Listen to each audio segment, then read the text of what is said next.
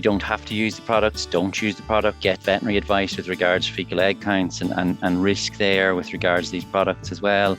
And then also make sure that your records are kept up to date and all the bits that you need, basically. So that's the date the medication is used, the quantity, the supplier of that medication, and the ID of that animal. Because if this, I mean, God forbid, this does happen and there's a positive case, well, the first thing that we do is we'll go out to the farm and do that investigation.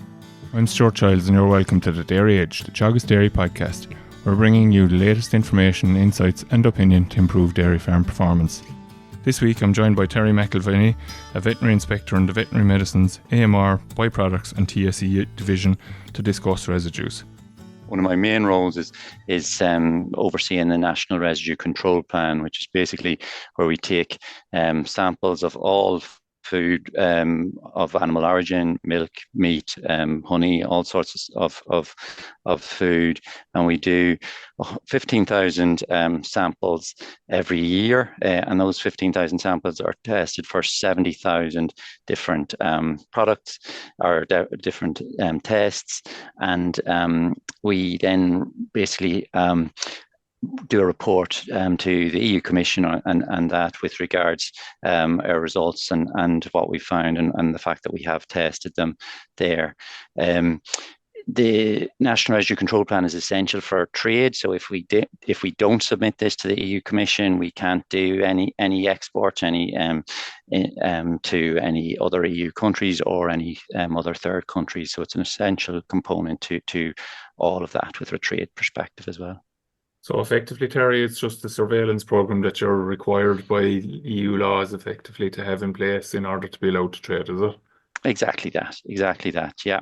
There's a specific legislation that lays out specifically the areas that we test for. We test basically any sort of drug that you can think of, we can potentially test for, and there's specific numbers of tests in certain groups that we have to test for, and then we submit that to the Commission, and that allows us to trade then. Yeah. Okay, and that's on top of what the co-ops will be doing. Obviously, the co-ops will be doing their own residue tests as the tankers arrive into the factories and so forth as well. And you're kind of sitting on top of that as well then. Exactly. It's they have their own. It's called a HACCP program or HACCP plan that they carry out their own tests and their own risk-based tests and analysis, and then we are sort of separate to that. But we work in conjunction with them as well. If they have positives under their testing program, they give us that information, and we can then target specific areas with regards to that as well.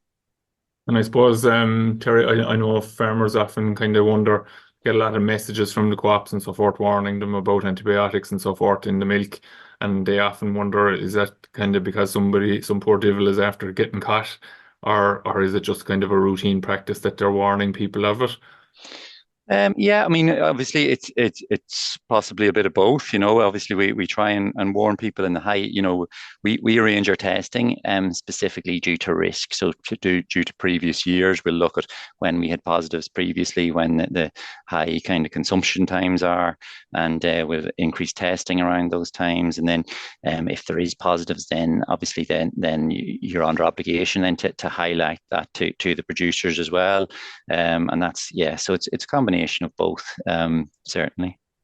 Okay, so like I think it's probably most people's nightmare to get a positive milk test for antibiotics, obviously, because it's just people don't want to do it. It can often happen unintentionally, or it nearly always happens it always happens unintentionally, but it happens, and that gets isolated, obviously, and then there's the disposal of the milk, and there's costs associated with that as well.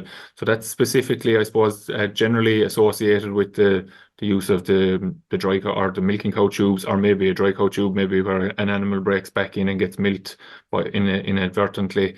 What you want to talk about specifically today is more actually around the dosing products, more than the actual antibiotics in particular, even though you're testing for all of those other products as well. So there's been a couple of positive tests in recent times in relation to the ivermectins and the levamisoles as well. So I suppose first off, I'll ask you, just for people, in case people aren't clear, just what are the ivermectins and levamisoles and what are they used for? Yeah, so ivermectin is basically a drug that's been out a long number of decades now, and basically it's a worming treatment. It can be used for lice and GI worms as well.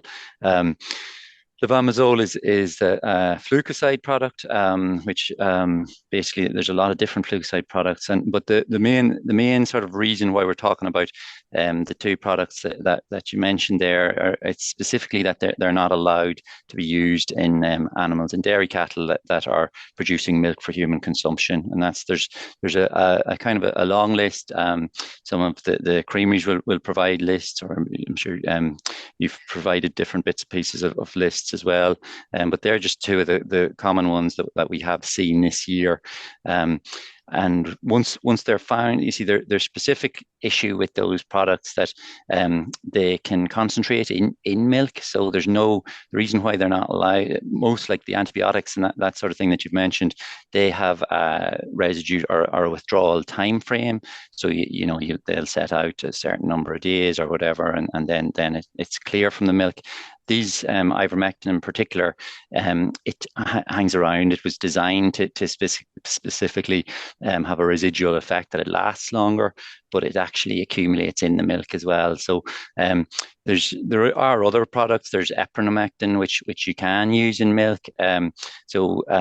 For dairy cattle that are even in calf heifers, and that I would definitely recommend using the epinomectin rather than the ivermectin.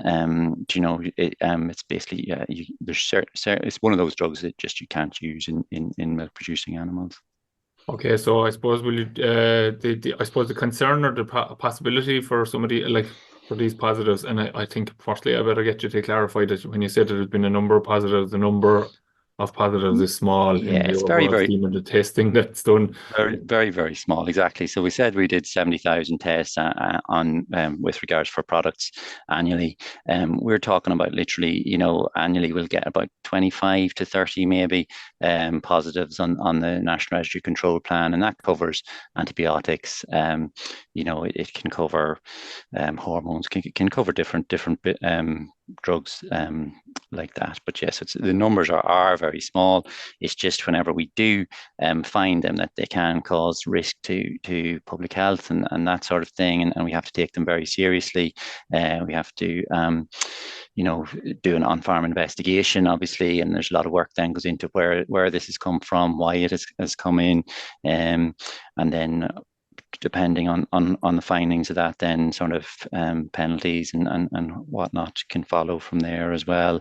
And also then the food trace as well. So food, obviously, food safety is critical as well. So we have to have specific testing programs and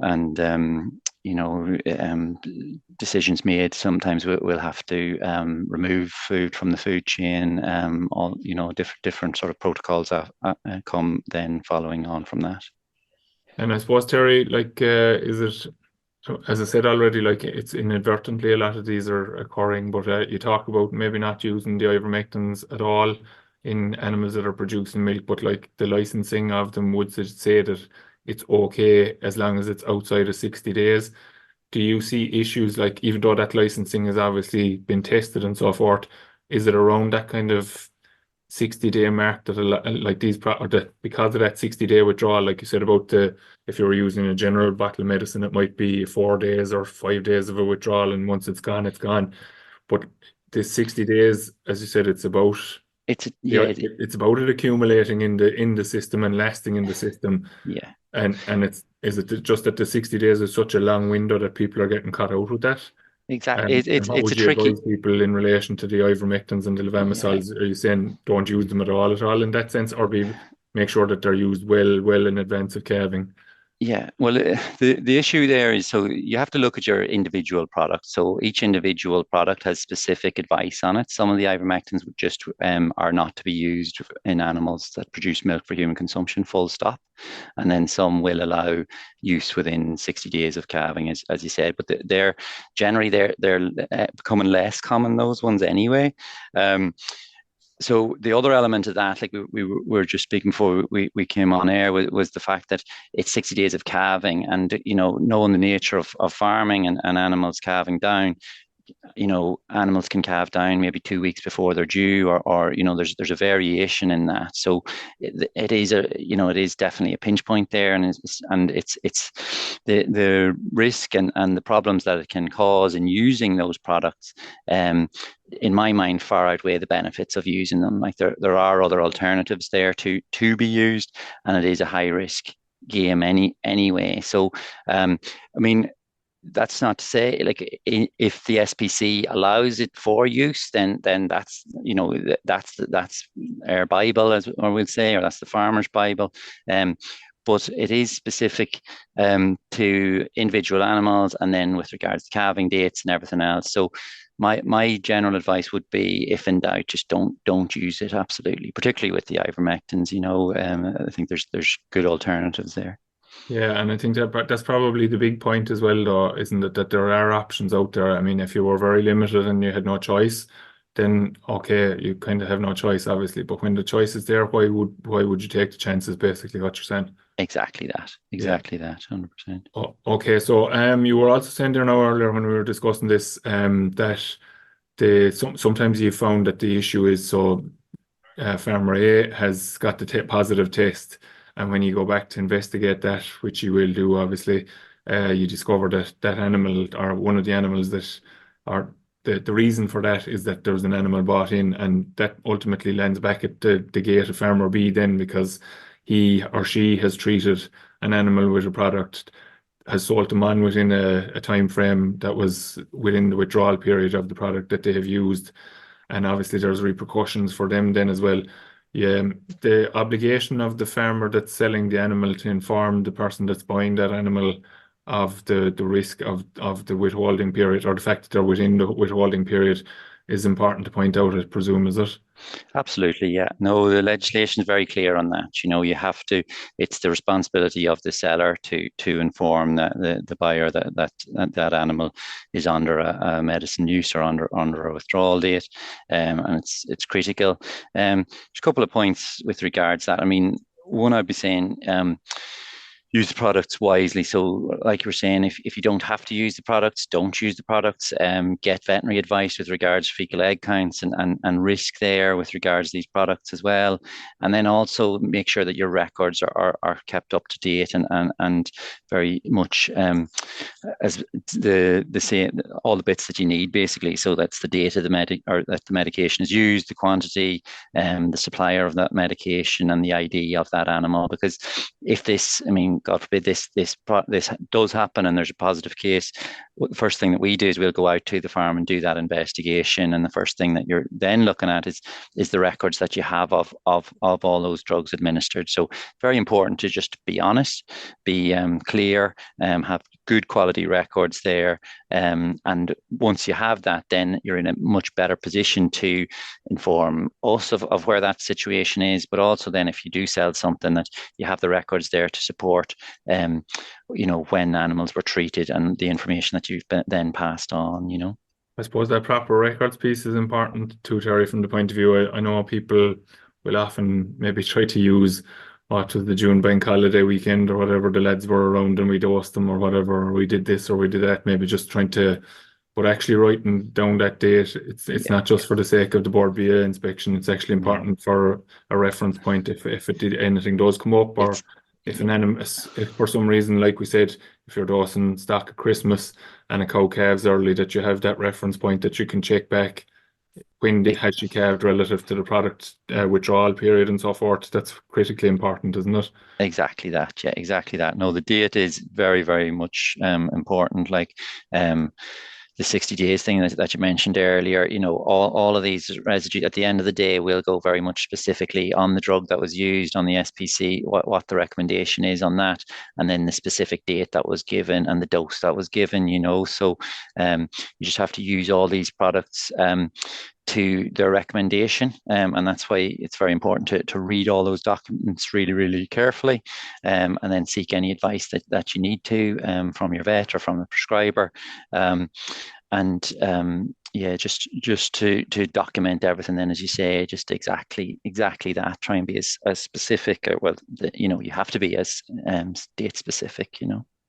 And Terry, you were saying in some cases, some of that scientific literature that comes with the dosing or whatever can be quite complex. You were saying it's very important that people are clear from their veterinary prescriber, will say that the dates that are required for the withholding of whatever product they are getting prescribed. Yeah, there's different. So there's product. If you can look up different products. On the HPRA website or on basically you can just search them and they all come with product information documents which should be clearer and should be fairly straightforward, and then there's a scientific document, what we call the SPC, which is got a bit more information there, and it'll talk about their safety in lactation and things like that, and where that information is coming from is more the safety to the calf in lactation or that type of element, Yeah. as opposed to withdrawal, or that sort of situation. So it's very important, if you are looking at what we call the SPC, is to look at the withdrawal section under the SPC, and that will, if it's giving you specific information on meat withholds or on milk withholds, or that products should not be used in dairy cattle or cows producing milk for human consumption, that's the critical point, that you have to focus on. And if there is any confusion, just specifically speak to the vet, or there's numbers on the documents as well. You can phone up the drug company, but your PVP, your private veterinary practitioner, is probably the best person to be able to advise on those. Okay, and in relation to not using the product if unnecessary, have you seen an increase, we'll say, in your division, we'll say, have you seen more and more farms beginning to engage in the herd health programs where they're maybe identifying the requirement to use these products? And have you seen any change in terms of the numbers or in volume terms, I suppose, really, rather than numbers, but of the products being used, or does it just fluctuate from year to year, kind of year-specific usage of products as a result of maybe weather conditions, etc.? It does fluctuate anyway, for as you say, due to wet weather and different years like that will be worse for certain diseases, but there is generally a trend for reduction in use of medicines, which is a good thing. Antimicrobial resistance is a major issue, certainly with regards to all the antibiotics, and there's been clear trends towards reduction in antibiotics over the last number of years. Antiparasitic parasiticide resistance is also a big issue, and yes, there is evidence that we are reducing that, and it's something that we're trying to push even further. Yeah, so that's in reference to the ivermectins, which were showing major resistance in some classes of stock a couple of years ago, and switching away from them obviously has helped to build a bit of power for them again in some cases, and then, as you said earlier, not to be using them if you don't need to use them. I suppose the other question that I'd have for you then is in relation to it's not always necessarily the farmer's fault where something goes wrong here. Everyone isn't beyond reproach. So there could be an issue with a product actually that maybe a batch goes down or goes wrong, and it's not realized until it's actually out in the market. So what should farmers do if something like that crops up? So I suppose what you're looking at there is maybe farmers getting failing antibiotics, maybe where farmers are testing samples themselves or sending them into the co-op to be tested before stock go into the tank, probably generally associated with tubes more than anything else now. But so it could be a case that there could be something wrong with a batch of product that somebody gets. So is there a method of reporting that, or what should people do in that kind of a scenario? Absolutely. So there is systems there. I mean, the mainstay of that, as we said, was to read your documentation as carefully as you can, and ensure that your records are kept as carefully as you can, and all the information with regards to dose rates, animals, dates, all that information as clearly as you can. If there is an issue with a drug though, and everything's been done properly, then or even if there's any question marks, even I would go as far as to say it's worth raising that drug or that as a potential issue. So the way you do that is through the HPRA website. There's an adverse drug reactions specific section there, and you can put in, you can enter the specific information of the drug. It'll ask you for the batch number, the expiry date, the doses used, and everything like that. And farmers can raise them there. If it is a drug that's been prescribed by your vet, you can report it to your vet, and then they then can go back through the HPRA or through the marketing authorization, through the drugs company that have marketed the drug, and raise that as an adverse drug reaction. With regards the specific residue positives that we deal in the medicines division, we would on those cases we would then get involved in reporting that as an adverse drug reaction to the marketing authorization. That's the drug company and the HPRA as well. But it's just important to know these mechanisms exist, that they're there to support everybody, and that farmers shouldn't be afraid. If we get a positive, that's these things happen. It's not even necessarily an issue specifically with what they've done. They may have followed the letter of the law perfectly. It's just to be as honest and as clear as you can be with that investigating officer. We try and find out the specific facts of the case and then investigate that as appropriate. And that could well be, as you say, raising that as an adverse drug reaction, or maybe that's the information on a drug, like what I was talking about with regards to the SPC or the product information leaflets, that they need to be tweaked or added to, and that the best way of doing that is to feed that back through that system, through that adverse drug reaction reporting system. And so basically what you're talking about there, maybe, Terry, would be, there was a case, let's say a couple of years ago, or I think I saw it on the paper, that there was some of the, maybe it was a Ivermectin, maybe I could be wrong now, but did they extend the withdrawal period of that after a number of months or a number of years on the market, actually? Exactly. That's a perfect example of it. Yeah. So Closantel is the active ingredient there, and there was an issue with basically the withdrawal time, and that was particularly short withdrawal time that product was licensed for. And whenever they went back into that, they found, and compared it to other products and did some investigation, they found that yes, the withdrawal time was too short on that license, and that was then changed, and that would have been through that system, exactly that. Okay, so I suppose just to sum it up then, Terry, obviously the objective would be to avoid using any drugs as much as possible where applicable. So your testing and routine heart health kind of management programs are highly recommended to people in order to keep track of what's moving within the herd in particular. Then where you do use product, that you have a good consultation with your veterinary practitioner in relation to what you're actually treating for, what you need to use to treat that actual issue, and then the type of stock, I suppose, is important then in that sense as well, isn't it? Exactly. Yeah, no, that's it exactly. And if in doubt, I would say don't use it. There's alternatives out there. That would be my advice. Seeing these cases through. It's not worth taking the risk there. Like what you said there, ensure that the need is there, and that it's the correct option for your herd, or for your specific animal that you're treating.